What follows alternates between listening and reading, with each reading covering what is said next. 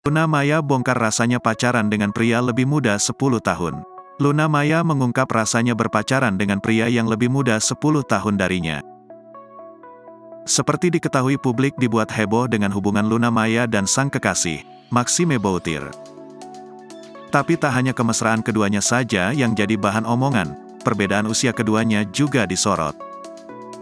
Seperti yang diketahui bahwa Luna Maya lebih tua 10 tahun dari sosok Maxime yang kelahiran 1993.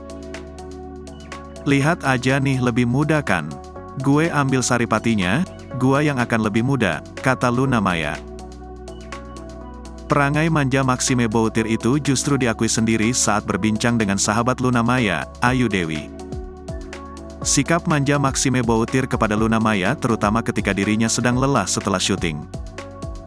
Semakin dekat dengan Luna Maya, kini Maxime Boutir blak-blakan soal kelakuannya kepada mantan Ariel Noah. Maxime Boutir mengaku dirinya sering minta dimanja-manja oleh Luna Maya. Maxime Boutir terang-terangan memiliki sisi manja kepada Luna Maya yang tak diketahui orang lain.